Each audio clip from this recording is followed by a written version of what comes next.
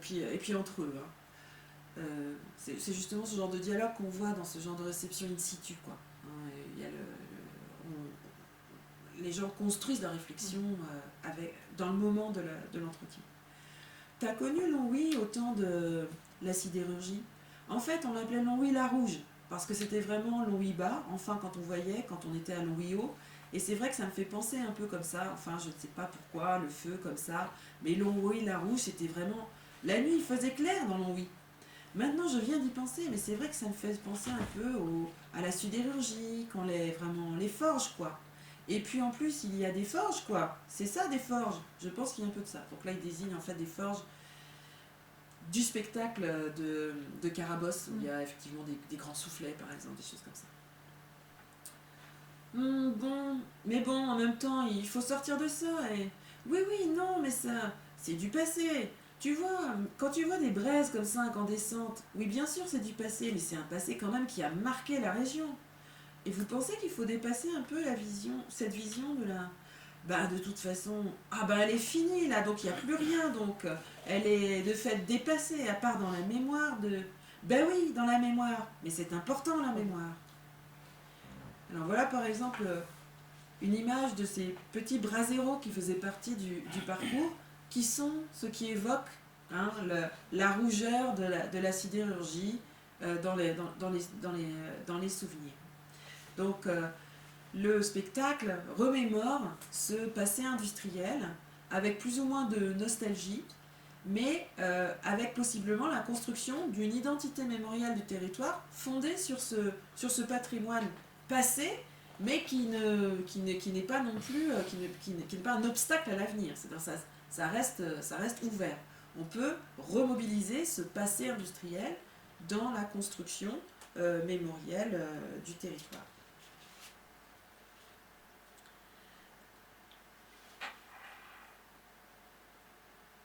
Alors, Jean-Louis Tornator, qui est un anthropologue qui a étudié la mémoire de la Lorraine industrielle, a montré combien la politique de table rase qui a été faite en Lorraine par rapport aux vestiges de l'industrie sidérurgique, a pu rendre difficile le travail de construction mémorielle locale.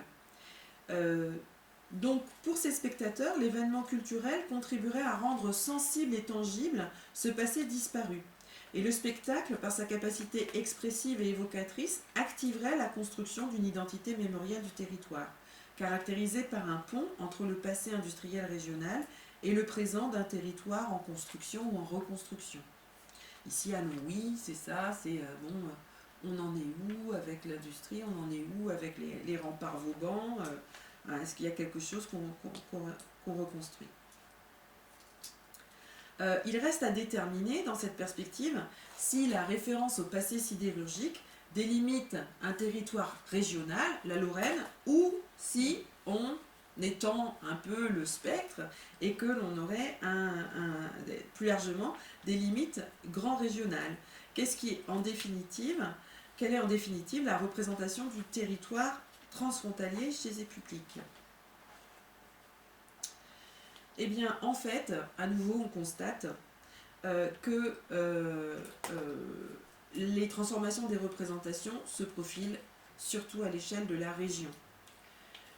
C'est à l'échelle de la région Lorraine que les représentations se fixent.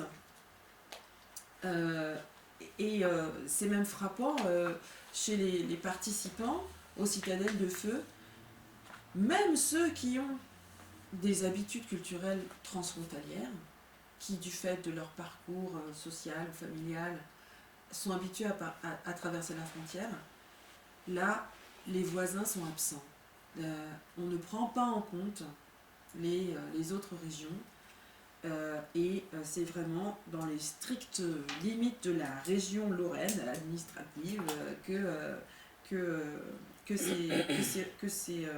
ces perceptions se nouent. Donc la puissance de révélation et de requalification du patrimoine local qu'effectuent ces citadelles de feu se fait au détriment d'une perception plus large. de cette offre spectaculaire. L'événement attache les habitants au territoire local, mais ne réalise pas l'intégration d'une communauté plus large. Finalement, la frontière, qui pourtant n'est pas loin, reste lointaine.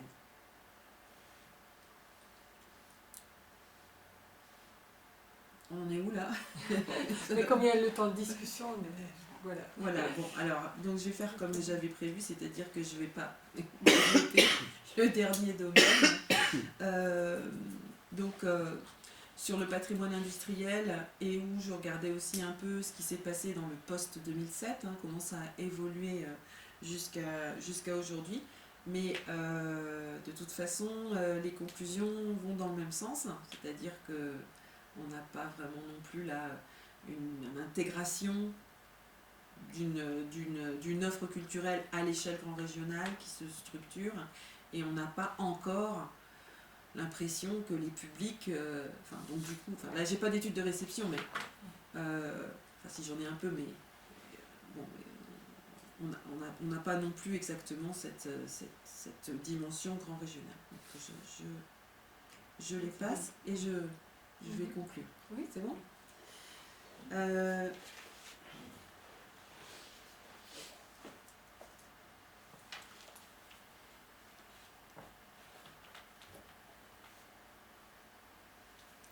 Donc, à travers l'analyse de la réception de ces offres culturelles, la recherche montre de quelle façon une politique volontariste contribue à la construction de nouveaux espaces communs d'appartenance, mais révèle aussi la persistance des attachements des acteurs culturels et des populations à des territoires et des identités singulières.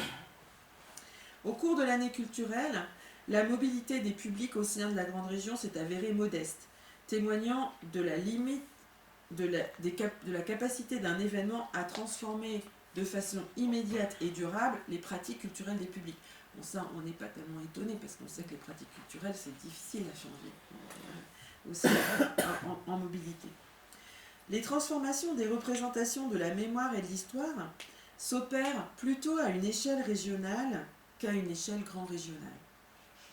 Donc ça, c'est vraiment ce qu'on a observé un peu de façon répétée.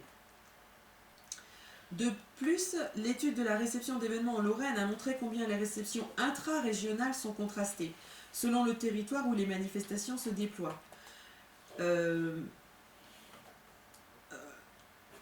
Dans la zone centrale Sarre-Lorlux, c'est-à-dire entre la Sarre, la Lorraine et le Luxembourg, mais près des frontières de ces trois ensembles, dans ce qu'on appelle le pays des trois frontières, là où les habitudes transfrontalières liées au travail et aux loisirs sont déjà implantées, il y a une certaine mobilité et une certaine intégration de cette échelle grand régionale. Mais dans la Meuse ou dans les Vosges en Lorraine, là c'est beaucoup moins le cas, et même l'événement lui-même est beaucoup moins visible et perçu. Et de façon générale, le programme de cette année culturelle n'a été que peu perçu comme une offre globale structurée et cohérente. Donc plusieurs raisons expliquent cet état de fait. Déjà son foisonnement, qui rendait délicat une vision d'ensemble. Il y a eu beaucoup de manifestations qui ont été intégrées, qui ont été labellisées largement, pas très sélectionnées. Du coup, tout était capital culturel, donc résultat, plus rien n'est capital culturel. La faible perception du logo et de ses déclinaisons ou de ses transformations, mais aussi la faible connaissance de ce que c'est une capitale européenne et la faible connaissance de ce que c'est la grande région pour une partie des habitants de ce territoire. Donc, ces références sont restées opaques durant toute l'année, bien que la grande région ait été repeinte en bleu turquoise absolument partout. Et donc l'année culturelle n'a pas permis la révélation territoriale espérée. Alors, il y a quand même eu des évolutions. Par exemple, les institutions culturelles ont été sensibilisées à la présence de pairs dans d'autres régions, ont pu initier des co-créations dans le domaine de la danse, par exemple. compagnies chorégraphiques du Luxembourg ont plus travaillé avec celles des autres régions. Donc ça peut être le ferment d'une politique culturelle plus transfrontalière au niveau de certains acteurs. Cependant, si on regarde la politique muséale et les expositions, la mise en œuvre d'une politique transnationale a quand même rencontré beaucoup d'obstacles.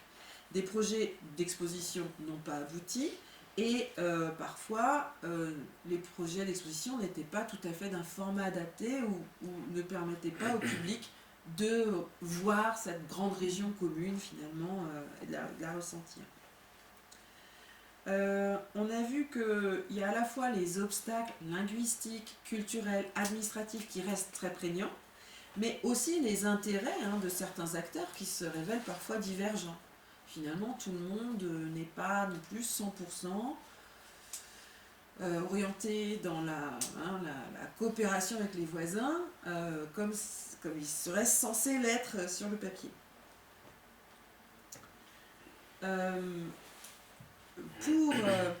Pour l'instauration d'une véritable politique culturelle grand régionale, ce que l'on observe, c'est que les obstacles, c'est un manque de structure plus pérenne après l'année culturelle aussi.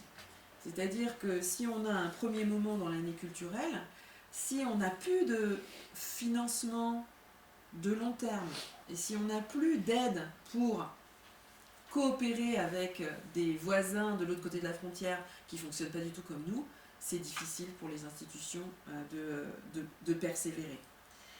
Donc, voilà, une conclusion un peu en demi-teinte. Et puis, pour terminer, ça va être intéressant de voir ce qui va se passer pour la 3e année culturelle au Luxembourg.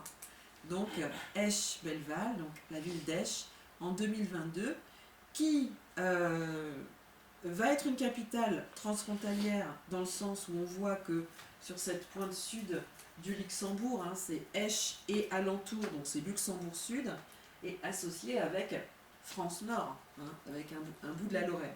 Donc c'est un projet à nouveau transfrontalier, et donc il sera intéressant de voir si là on progresse ou si on se disperse. Voilà. Je vous remercie. Merci beaucoup.